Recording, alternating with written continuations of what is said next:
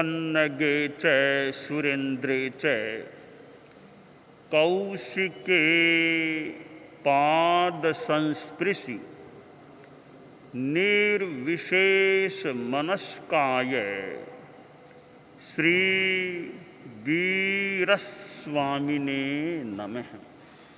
ठाणम आगम में कहा गया है, एतेषि णम सत्तन्नम पवयन निन्नगाणम सत्य उपत्ति नगरा हुत्था तंजहा संगहणी कहा सावत्थी उसबपुरम शेयविया मिहिल उल्लगातीरम पुरी मंतरंजिदसपुरम निन्नग उपत्ति नगराइम।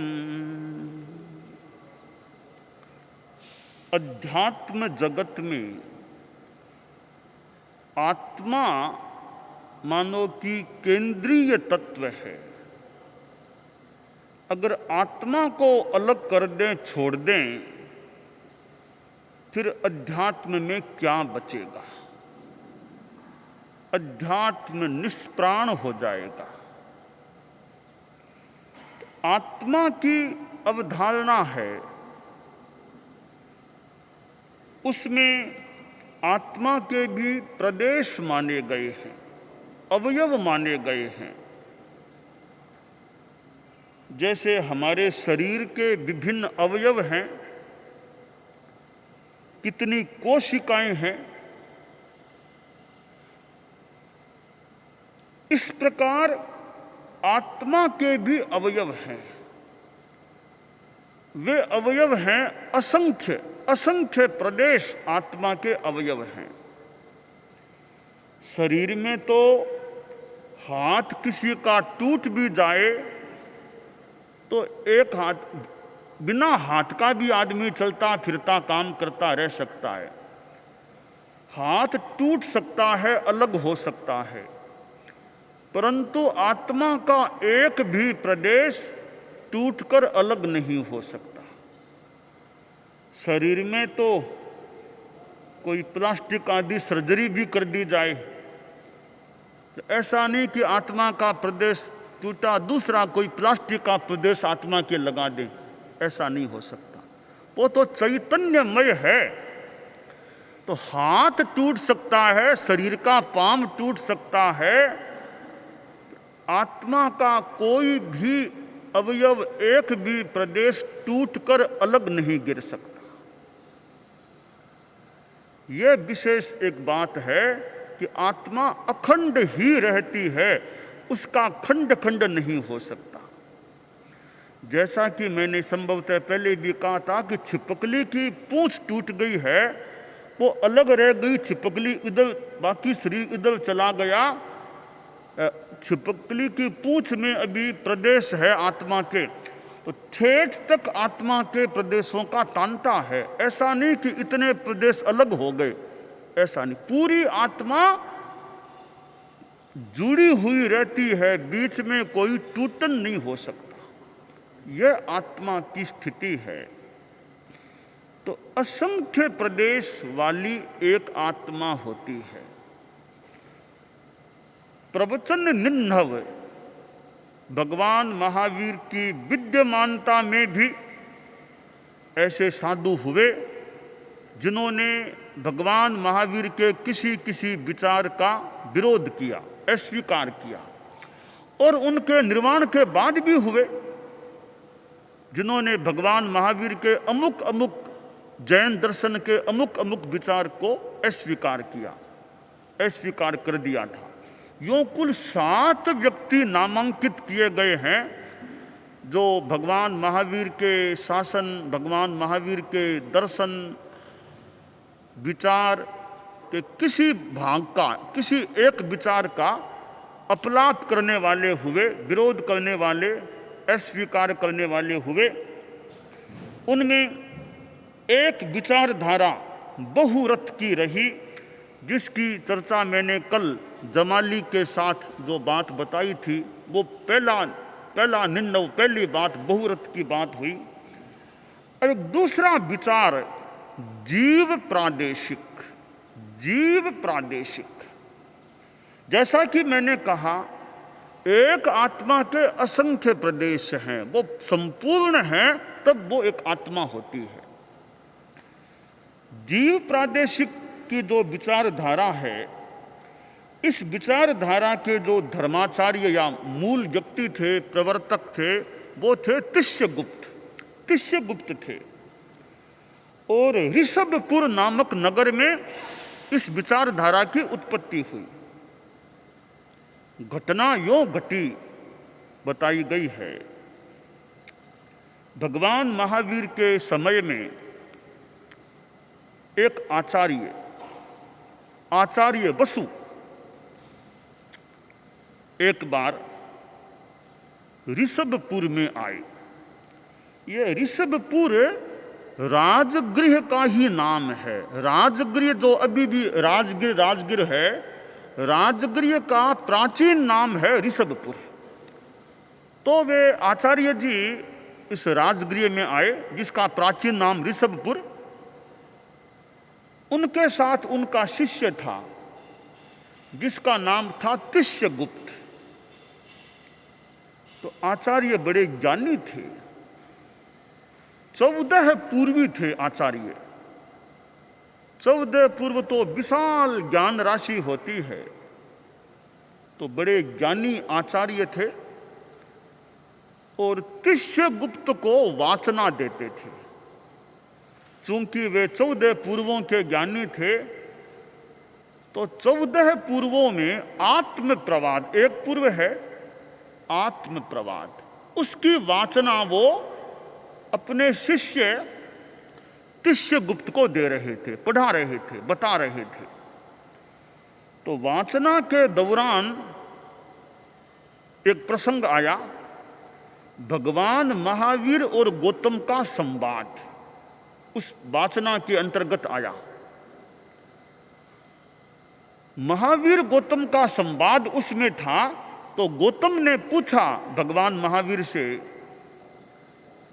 कि भगवान, आत्मा के जीव के असंख्य प्रदेश होते हैं, तो एक प्रदेश को, केवल एक प्रदेश को जीव कहा जा सकता है क्या?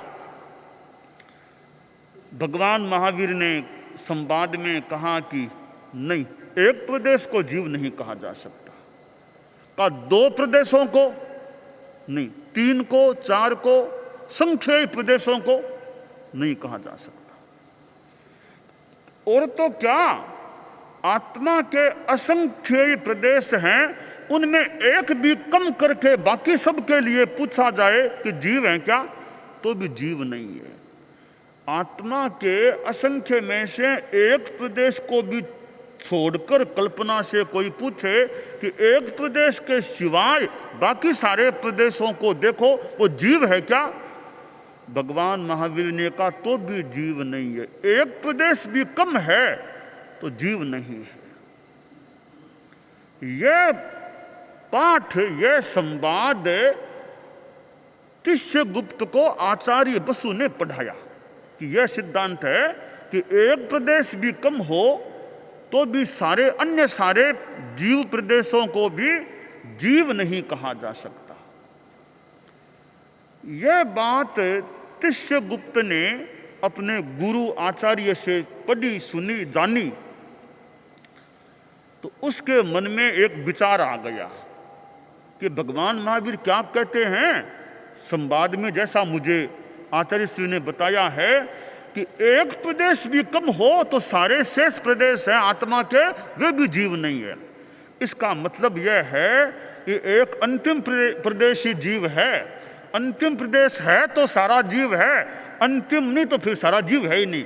तो तात्पर्य यह है कि बस आत्मा का अंतिम प्रदेश ही जीव है, वो हो तो जीव है, बाकी जीव है ही नहीं। ये उसने एक धारणा बना ली।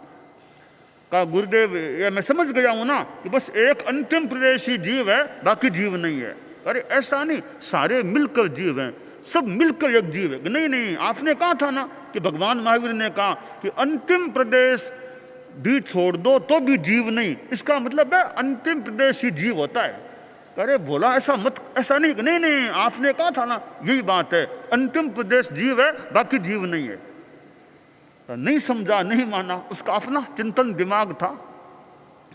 तो आचार्य जी बोले भाई ये धारणा गलत है, इस धारणा को मैं ठीक नहीं मानता, मैं या तो मेरी बात को स्वीकार करो, जो इस पूर्वों में बात है सही तरह जैसे मैं चाहूं वैसे स्वीकार करो कि सारे प्रदेश मिलकर जीव है। कि नहीं नहीं मैं नहीं मान सकता, अंतिम प्रदेश ही जीव है, का मैं नहीं मानता, तो मैं फिर तुम्हारा संबंध विच्छेद करता हूं। उसको अलग कर दिया। अब वो अलग विचरने लगा और अपने सिद्धांत का प्रचार करता कि बस एक अंतिम प्रदेश ही जीव है, बाकी कोई भी प्रदेश जीव नहीं होता है। यह विचार वो फैलाने का प्रयास करने लगा। एक बार वह तिष्यगुप्त आमल कल्पा नामक नगरी में आया और व्याख्यान देता।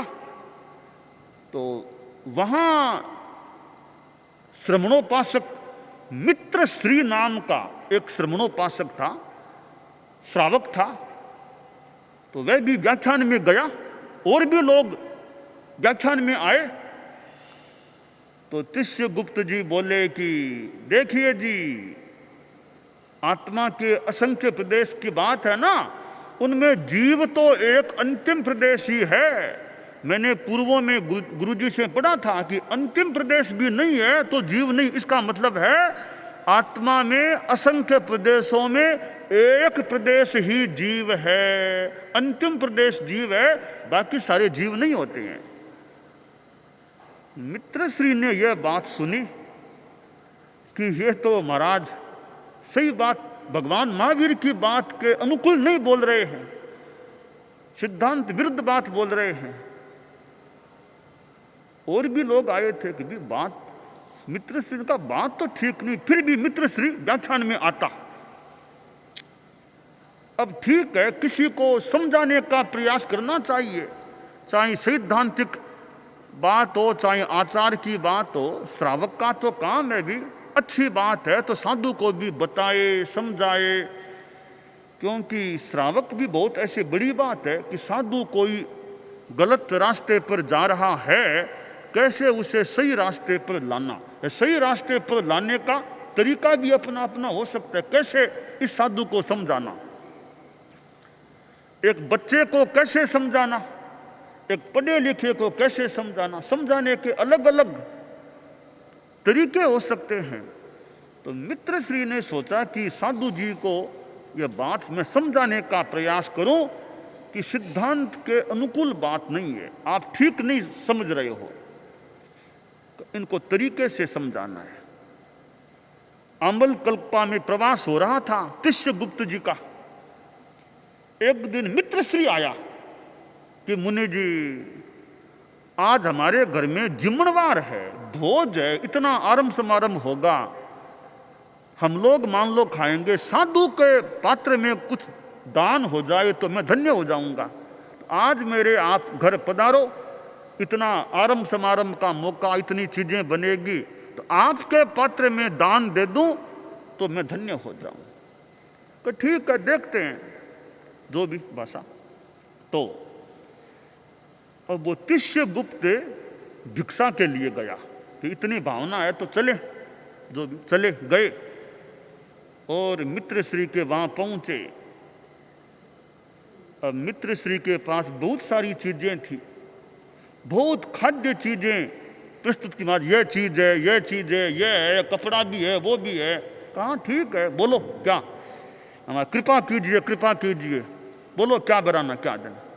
तो मित्रश्री ने जो अलग अलग चीजें थी खाने की, एक चीज का एक छोटा सा टुकड़ा लेकर के पात्र में डाल दिया, दूसरी चीज का एक मामूली सा अंतिम कोई भाग था, अंतिम मान लो, वो लेकर के पात्र में डाल दिया। यूं कई चीजों के एकदम सूक्ष्म कण से डाल दिए।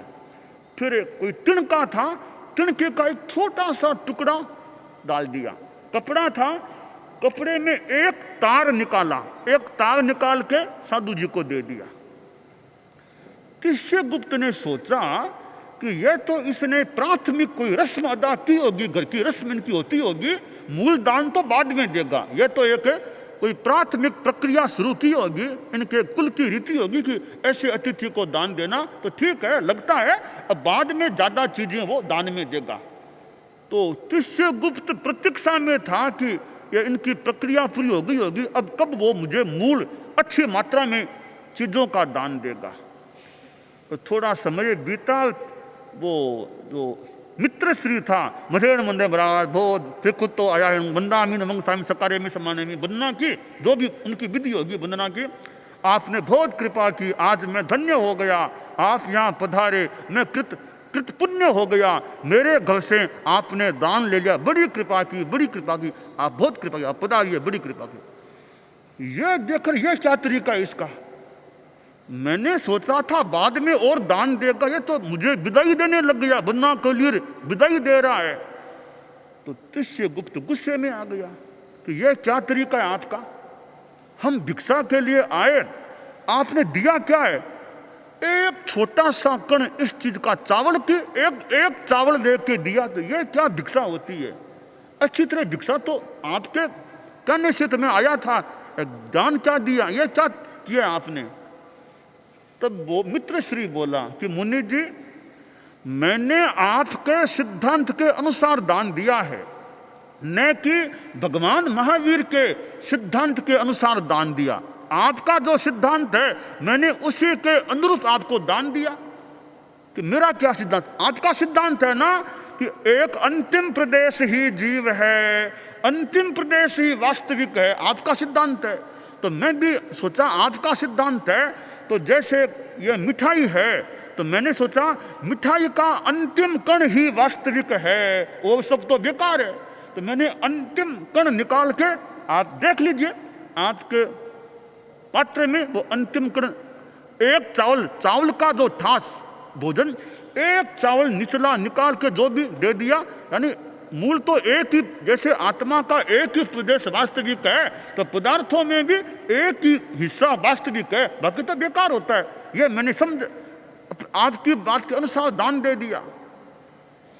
अब उनका दिमाग ठनका रे कि एक अंतिम से तो काम कैसे होगा, पूरा होगा तब काम बनेगा, एक चावल से क्या होगा, ज्यादा मात्रा में खाएंगे तो काम होगा। तो कहा मैंने क्या गलती की महाराज, आपके आप आए तो मैंने आपके सिद्धांत का अनुसरण करके दान दिया है, मैं भगवान महावीर की बात अभी नहीं करता, आपकी बात करता हूं। तब तिष्यगुप्त बोला, श्रावक जी मेरी भूल है, मेरी भूल है, आपकी बात ठीक है। तो आप समझिए बात को, सिद्धांत को ठीक समझिए आप। कहने ठीक है, आप मुझे बताइए और मुझे अनुशासन दीजिए, बताइए, आपकी बात ठीक है। तब मित्र श्री ने समझा कि देखो आपने मूल सिद्धांत को, यह जीव प्रादेशिकवाद में एक प्रदेश ही आत्मा का जीव है, बाकी जीव नहीं है, यह गलत धारणा कर ली, सारे प्रदेश जीव होते हैं। कहा नहीं बात ठीक है, ठीक है, ठीक है। उनको समझाया और वापिस वे तिष्यगुप्त भगवान के शासन में दीक्षित हो गए। यानी कैसे एक तरह से भटके हुए को मानो श्रावक ने वापिस ला दिया। तो यह सिद्धांत है जो दूसरा प्रवचन निर्णय हुआ है तिष्यगुप्त, उसका यह सिद्धांत जीव प्रादेशिक, एक प्रदेशी जीव है, और यह ऋषभपुर में इसकी उत्पत्ति हुई थी और मानो वापिस विनाश भी हो गया, क्योंकि तिष्यगुप्त पुनः भगवान के शासन में आ गए। तो हमारे श्रावक लोग जो जानकार हों, अच्छे हों, वो मौके पर साधुओं को भी समझा बुझा के ठीक जगह पर ला दें, तो उपकार का काम हो सकता है।